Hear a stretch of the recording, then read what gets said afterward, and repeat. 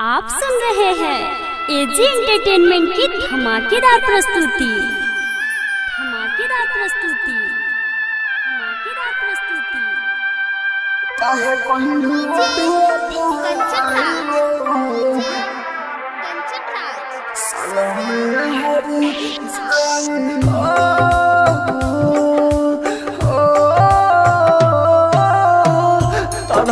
तड़पे के रोइले जागी सारी रात नहीं सोइले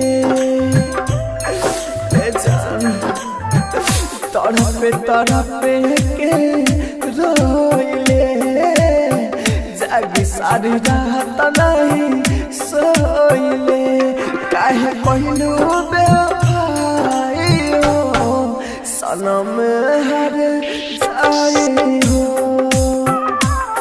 काहे कहलू बेवफाई हो सनम हर जाई हो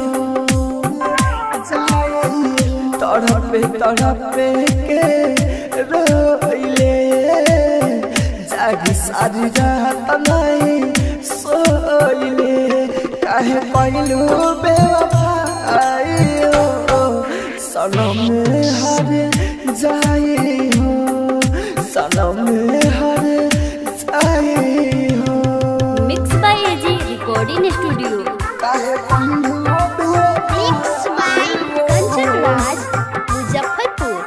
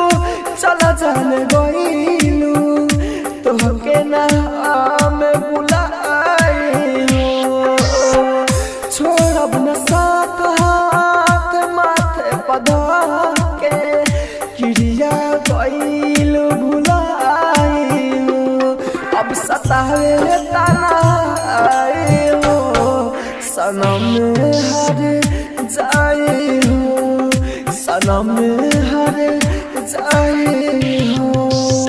mix by AG recording studio. Mix by Kanchan Raj Muzaffarpur.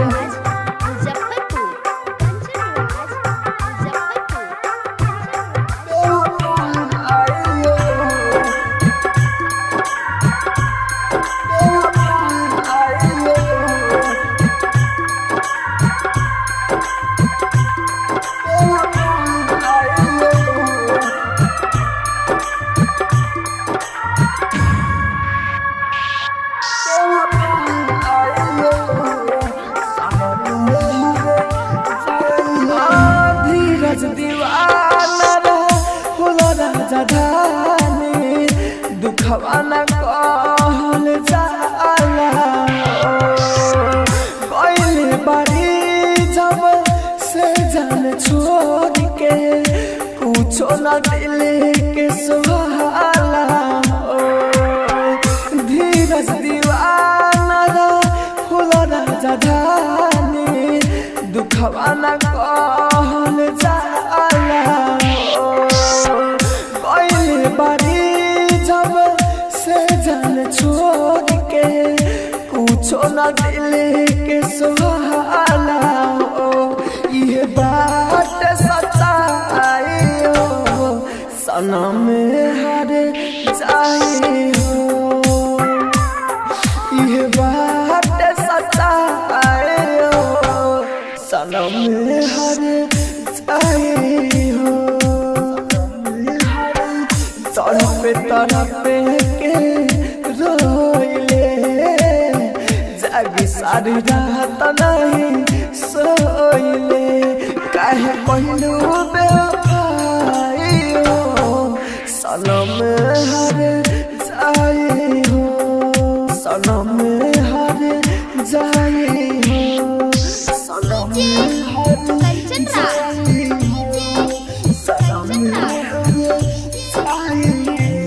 By AG recording studio, Roshanpur Sapaha.